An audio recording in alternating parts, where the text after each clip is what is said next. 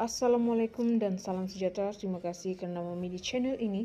Sila pertimbangkan untuk tekan butang subscribe, like, komen dan share. Serta aktifkan lonceng notifikasi anda agar tidak ketinggalan dengan video-video terbaru dari channel ini.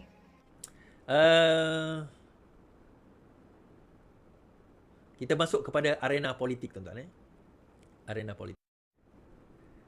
Syahrizan saran Dato' Mahathir cermin diri dahulu. Dato' Mahathir Mohamad perlu mencerminkan diri sebelum mendakwa sokongan orang Melayu kepada UMNO semakin merosot kerana bersekongkol dengan DAP, kata seorang ahli Parlimen PH.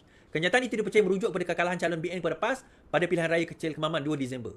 Ahli Parlimen Bangi Syahrizan Johari itu untuk menyarankan agar Mahathir menjawab soalan yang sama berkaitan Parti Pejuang yang pernah diterajuinya. Daripada mengulas tentang kemerosotan sokongan orang Melayu terhadap UMNO, lebih baik Tun cermin diri dahulu mengapa partinya sendiri semasa PRU15 tidak mendapat sokongan orang Melayu. Saya tambah bukan setakat itu. Malah dia hilang deposit, tuan-tuan, bertanding di Langkawi. Kemudian Puan pun menjawab. Dia kata, sokongan Melayu dah merosot sebelum UMNO DAP bekerjasama. UMNO mengakui sokongan pengundi Melayu kepada parti itu merosot. Namun ia bukanlah berpunca daripada keputusan untuk bekerjasama dengan DAP melalui PH. Tambah Majlis Tertinggi UMNO itu, kemerosotan sokongan Melayu sudah pun dilihat sejak berlangsungnya PRU ke-14 pada 2018. Benar. Sokongan Melayu merosot. UMNO tidak apologetik. Sokongan merosot sebelum UMNO dan DAP bekerjasama. Merosot daripada PRU ke-14 lagi. Okay. Dan dalam masa sama, MCA pun buat kenyataan.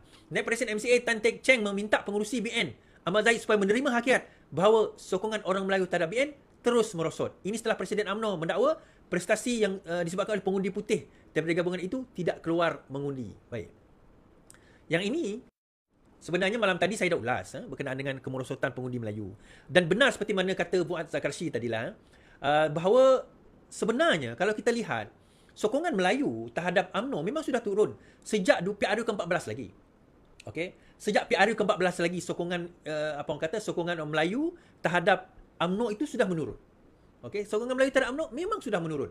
Baik, now, bila sokongan Melayu terhadap UMNO itu sudah menurun, dan penurunan tersebut sebenarnya bermula seawal, seingat saya, tahun 1999, dia bermula tetapi masih boleh dikekang oleh Mahathir, tetapi dia mula turun, betul-betul turun sejak 2008.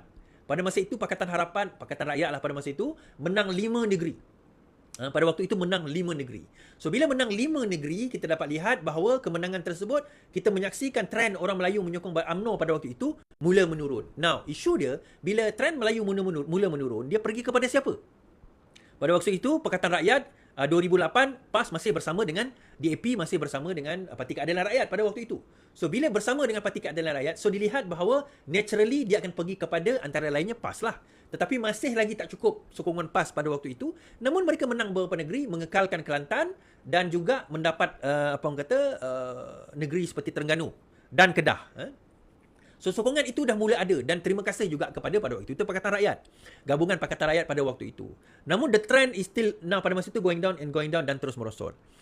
Akhirnya berlaku pada PRU ke-14 di mana dimenangi oleh Pakatan Harapan pada waktu itu, bersatu bersama dengan Pakatan Harapan, dan kita nampak bahawa kemasukan bersatu itu ada tarikan sedikit golongan Melayu untuk menyokong Pakatan Harapan disebabkan bersatu ada dekat situ.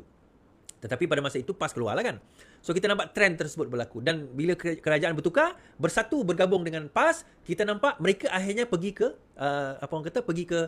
Perikatan Nasional. Sokongan Melayu itu pergi ke Perikatan Nasional di beberapa kawasan, terutama di bahagian timur, pantai timur dan juga di bahagian utara. Walaupun di bahagian selatan tak ada jauh beza. Now, kita tak boleh sebenarnya nak terus assume bahawa seluruh sokongan Melayu itu merosot di seluruh kawasan. Now, kita kena objektif dalam kalau kita nak buat satu kesimpulan. Sebab kalau kita nak melihat perkara ini, kalau kita kata Kemaman kalah Melayu merosot. Pertama, Kemaman memang dia dah menang sebelum ini. Kenapa kita tak tengok Pelangai? PRK Pelangai, Barisan Nasional menang. Kenapa PAS tak menang di kawasan yang memang majoriti Melayu? Jadi kita tak boleh kata seluruh sokongan Melayu di seluruh negara, di seluruh semenanjung Malaysia itu telah merosot menyebabkan UMNO kalah. Tak boleh juga. Kita kena tengok by cases, by state. Saya selalu kata bahagian selatan normally sokongan Melayu bukan kata tak merosot, tetapi still ada pada Barisan Nasional.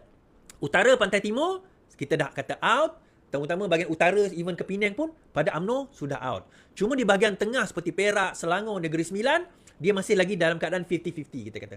Kita tak kata dia sokong, tapi kita tak kata dia tak sokong. So sekarang ini bergantung bagaimana mereka nak melihat perkara ini.